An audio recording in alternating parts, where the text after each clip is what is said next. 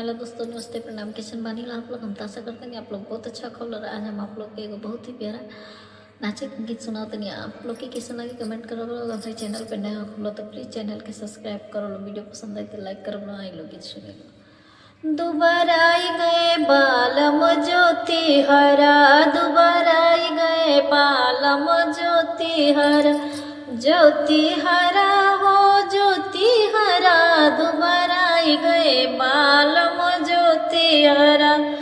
हरवा के ज्योति जब घरवा के अइले, हरवा के ज्योति जब घरवा के आई, नेछुआ पे देखे ले हरियर धारा, दोबारा आई गए बालम ज्योति हरा, दोबारा आई गए बालम ज्योति हरा, दोबारा आई गए बाल ज्योति हरा। जब घरवा में अइले ज्योति हरा, जब घरवा में अइल, अंगने में देखे ले बर्तन धारा, दोबारा आई गए बालम ज्योति हरा, दोबारा आई गए बाल ज्योति हरा, दोबारा आई गए बालम।